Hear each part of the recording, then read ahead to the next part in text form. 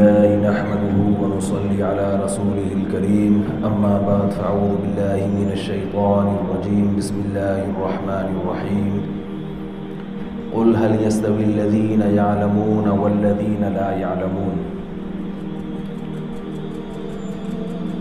رب اشرح لي صدري ويسر لي أمري واحلل عقدة من لساني يفقهوا قولي۔ زیادہ لمبی بات آپ حضرات کے سامنے نہیں کروں گا، مختصر بات کروں گا، کیونکہ میں اپنے آپ کو اس کا اہل نہیں سمجھتا کہ آپ کے سامنے بات کروں۔ آپ کے مشائخ، آپ کے اساتذہ جو علم اور تقوی میں مجھ سے زیادہ ہیں، آپ ان کی نصیحتیں سنتے رہتے ہیں، تو میرے جیسے نالائق کا آپ کے سامنے بیٹھ کے خطاب کرنا یہ کسی بھی لحاظ سے مناسب نہیں ہے۔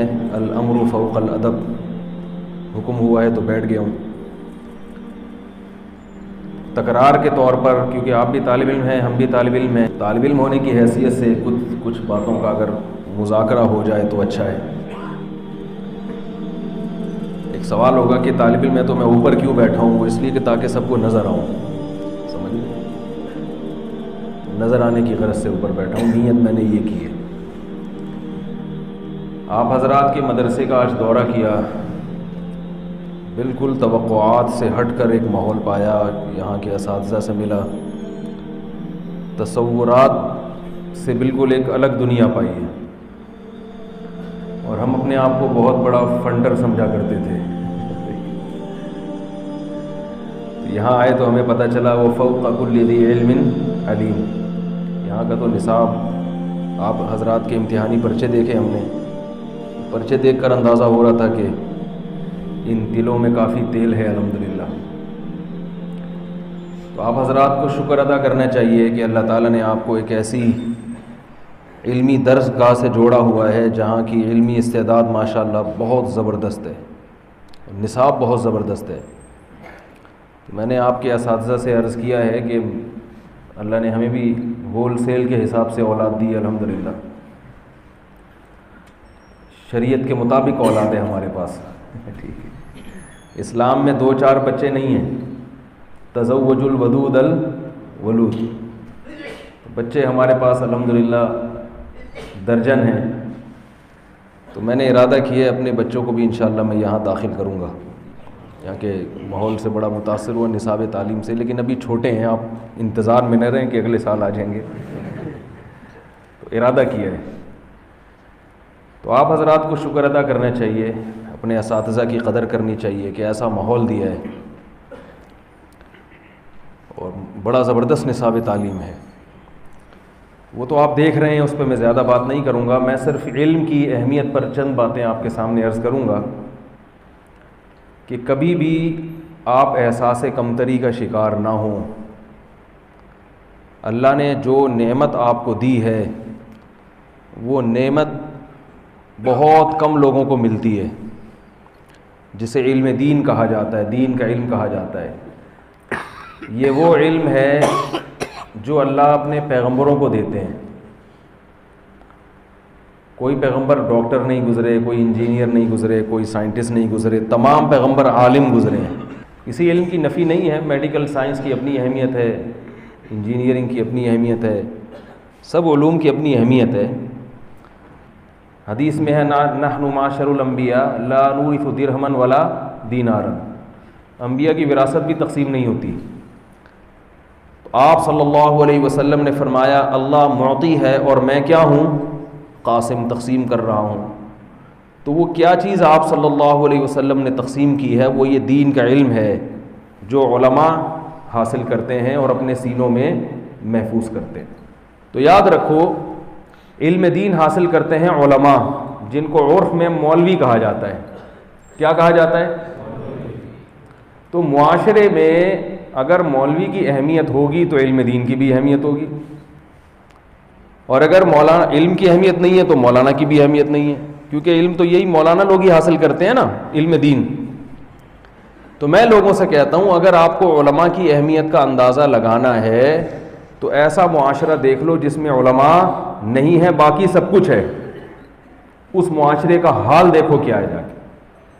ان ممالک میں دنیا کی ہر چیز ہے، دنیا کی جیسے آپ نے حلوہ بنایا اس میں پستہ بھی ڈال دیا, بادام بھی ڈال دیا, گاجر بھی ڈال دی کوٹ کے, اور کدو بھی ڈال دیا, اور کھویا بھی ڈال دیا, چینی ڈالنا بھول گئے آپ. تو اس معاشرے میں سائنس اور ٹیکنالوجی کی انتہا پر ہیں, موبائل بھی ہیں, 600 کلومیٹر فی گھنٹہ کی رفتار سے بھاگنے والی ٹرینیں بھی ہیں, اور آسمانوں کی سیر کرنے والے خلائی سیارے بھی ہیں. ان کے پاس مولوی نہیں, مولوی نہیں ہے, یہ مکروہ ہے, یہ بتانے والا کوئی بھی نہیں ہے. جس کا نتیجہ کیا نکلا کہ اخلاقی طور پر وہ لوگ بالکل تباہ ہو گئے, کیونکہ کوئی ایسا نہیں ہے جو ان کو یہ بتائے کہ بوڑھے باپ کو اف کرنے کی اجازت نہیں ہے. وَلَا تَقُلْ لَهُمَا اُفٍّ وَلَا تَنْهَرْهُمَا وَقُلْ لَهُمَا قَوْلًا كَرِيمًا. یہ بتانے والا اس معاشرے میں کوئی بھی,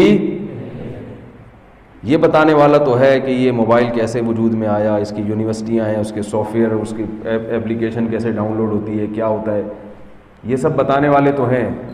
یہ بتانے والا کوئی نہیں ہے کہ ماں کا کیا حق ہے, باپ کا کیا حق ہے, بیوی کا کیا حق ہے. ان کے ہاں یہ بتانے والا چیز ہے, وہ تو ان کا ایک کلچر کا حصہ ہے, تو تھوڑا بہت باقی رہ گیا. نکاح ختم ہوا تو جس قوم میں نکاح کا رواج ختم ہو جائے تو پھر باپ باپ نہیں رہتا, ماں نہیں رہتی. ان کو یہ بتانے والا کوئی مولوی اس معاشرے میں نہیں ہے جس کے پاس پیغمبروں کا علم ہو, جس علم سے یہ پتہ چلا ہو کہ کیا چیزیں خبائث ہیں اور کون سی چیزیں طیبات میں داخل ہیں. سائنسدان یہ تو بتا سکتے ہیں کہ اس میں صحت کے لیے مفید ہے, نقصان دہ. یہ سائنس کا موضوع ہی نہیں ہے کہ یہ پاک ہے یا ناپاک ہے, طاہر ہے, طیب ہے یا خبیث ہے. یہ موضوع کس کا ہے؟ پیغمبروں کا ہے.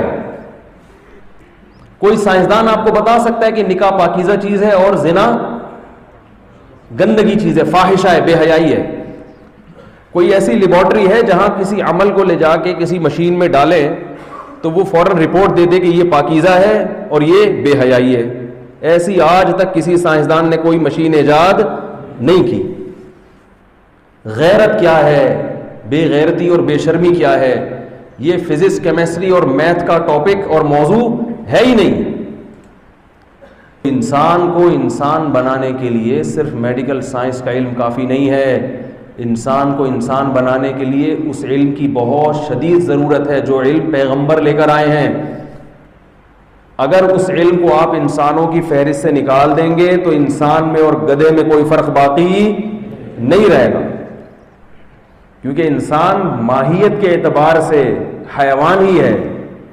میڈیکل سائنس میں جو انسان کی ڈیفینیشن ہے وہ کیا ہے؟ حیوان, مہذب حیوان, کوئی فرق نہیں ہے. لیکن انسانوں میں ایک الگ سے اللہ نے ایک چیز رکھی ہے, وہ اچھی صفات, جس کو قرآن میں کہا وَيُزَكِّيهِمْ. محمد صلی اللہ علیہ وسلم کیا کریں گے؟ ان کا تزکیہ کریں گے. تزکیہ کا مطلب کیا ہے؟ اچھا انسان بنائیں گے. اب میں جلدی سے بات کو سمیٹ کے ختم کرتا ہوں.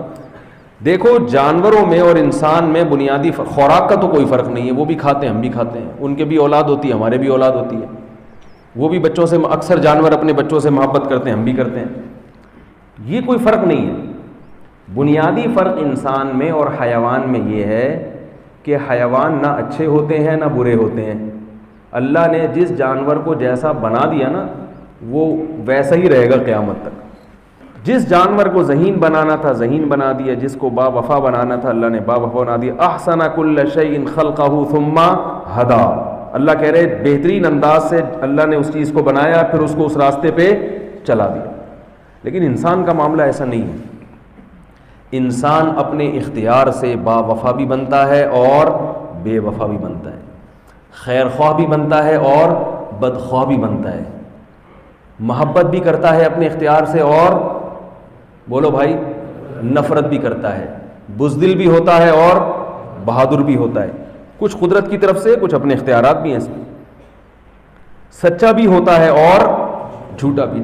اللہ نے جیسا بنا دیا. انسان کا معاملہ ایسا ہے کہ یہ سیکھنے سے اس میں وفا پیدا ہوتی ہے, اپنے اختیار سے یہ سوچتا ہے, شکر گزار بنتا ہے.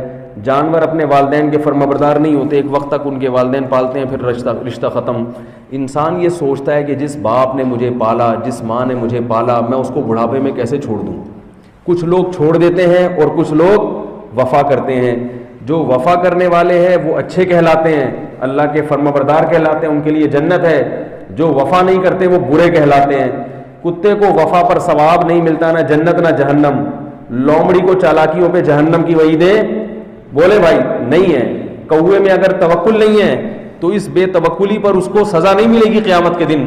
انسان اگر اللہ پہ توکل نہیں کرے گا مجرم ٹھہرے گا، اور توکل کرے گا تو رزق کے دروازے اور زیادہ کھلیں گے اس کے، اور اس کو جنت ملے گی. تو یہ جو انسان کی ایک پوری زندگی ہے جس کو تزکیہ کہا جاتا ہے کہ اچھی صفات سے آراستہ ہونا، جائز کام پر اکتفا کرنا اور حرام اور ناجائز سے اپنے آپ کو بچانا، یہ علم کیا ڈاکٹروں کے پاس ہے؟ بولو بھائی، یہ سائنسدانوں کے پاس ہے یہ علم؟ تو اتنا اعلیٰ اور اشرف علم جو انسان کو انسان بنانے کے لیے ضروری ہے، اس علم کا حصول صرف دینی مدارس سے حاصل ہوتا ہے. مدارس کے علاوہ وہ علم کہیں بھی تقسیم نہیں ہوتا.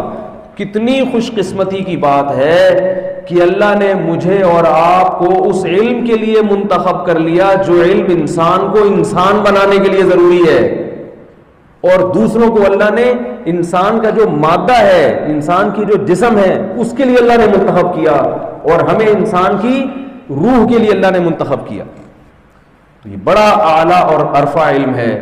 اللہ تعالیٰ ان باتوں پر مجھے بھی عمل کی توفیق عطا فرمائے، آپ حضرات کو بھی. تو علم دین کا مقصد تو سمجھ گئے نا آپ لوگ، ضرورت اور اہمیت تو سمجھ گئے نا.